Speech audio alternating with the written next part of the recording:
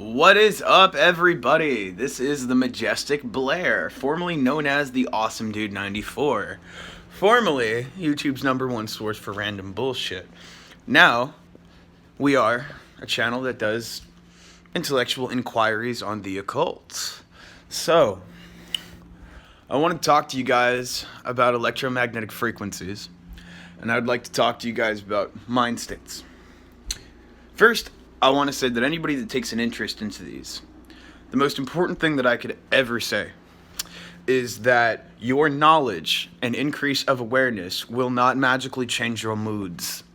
It won't magically make your life better unless you stay within the assertive mindset. And the reason this is hard is because if you become an arcanist like myself and devote your life to the study and the pursuit of all mystical and esoteric things, you will eventually reach a state of enlightenment that is well beyond that of everybody around you.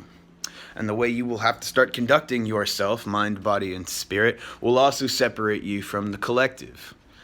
We start by saying that we can view the thoughts, words, and emotions of all people around us as energy.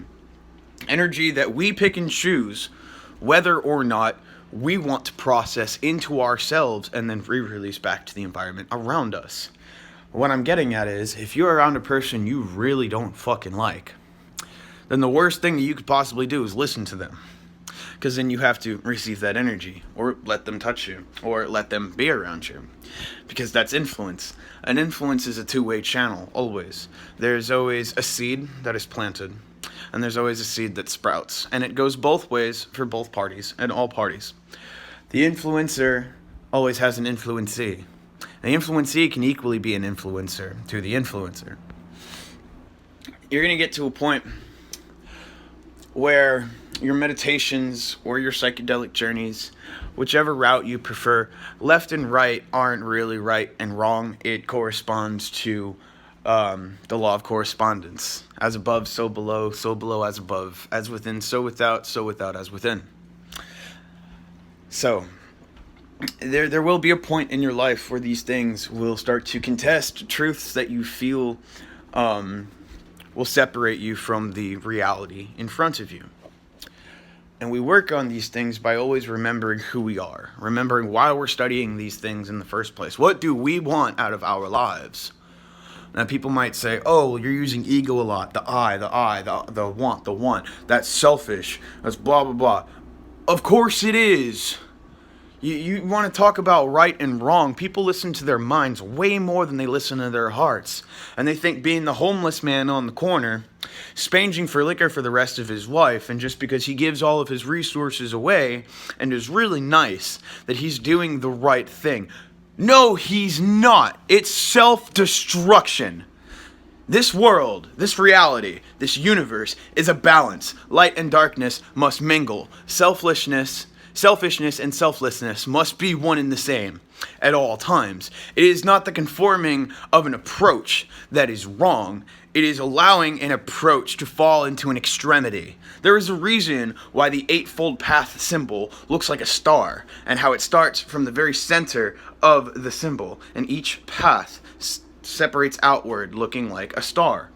Right? It's because all paths start in the center. All paths start right down the middle. And the moment you separate yourself from the middle,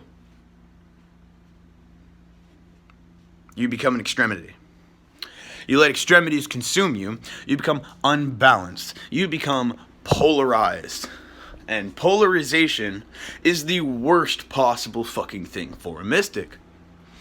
And what's more hard for a mystic is when it comes to matters of love. Because matters of love invoke sensations of vulnerability. They bring you into uncharted territories that you haven't navigated yet, and so you don't quite feel in control of them. Now, you're never going to be in absolute control of your situations, but you will always have control over yourself. Recently, I've discovered the true significance behind the term of just being. The term of saying that we are not our thoughts, that We observe them more than being about them, but then why do our emotions correspond to thoughts? Well, that's what magic is. It's force and form. You think a bad thought, or let's say you're consumed by a bad thought and you can't get it to go away. Your heart rate is going to react to that. It's going to beat to the drum of the thought that you've invoked into your head. And then your body is going to start reacting to it. And based on how your body reacts to it is going to trigger and affect your emotions, which is going to affect how you approach what you've just done to yourself. And this is probably the seed of why many people fuck up and get consumed by their anger all the time. But when it comes to the background around us, sometimes keeping your cool all the time isn't the best thing either. Other people don't know what you know, right? And so people might ask, well, why don't you ever react to anything? Are you a sociopath? Or, the woman's like, why aren't you arguing with me? You're supposed to give me attention. Sometimes, and this is why it's hard, sometimes you have to let certain lessons slip if you care about people more than you do about power. You're going to have to give them the illusion that they still have power over the situation. And you're going to have to play the part. You're going to have to wear the mask. And this is what can drive so many of us fucking nuts. Because the more frameworks you read, and the less you practice, the more you're going to become insane. Because then you have overlapping realities of overlapping universal truths. Because each different framework comes from a different cultural perspective. But all cultural perspectives still correspond with every universal answer. Which is why we must dig, study. But the real seed of all mystical practices is being involved. The mystic arts is a very intimate and very connective spirituality. You must be involved. You know how you need to show displays of love in order to have a love life? You can't just say, I fucking love you all the time and expect everything's going to work out. You have to actually do shit. Well, that's what you have to do with the mystic arts. And you'll never realize your progress. You'll never realize how far you make it until you get involved. Now, if you're not doing real sorcery work, it does not matter how you approach your spirits. You want to give them offerings. Something as little as incense might work, or a cup of salt, or a glass of milk. But like me, if you want to discover the secrets of power and all of the lost things that were lost to us throughout history and actually defy logic a little bit, you're going to dig deeper, you're going to study harder, and you're going to reach out to more forces that you may or may not know a lot about. Which is why we must always read, study. Anyway, I think this particular rant has gone on long enough.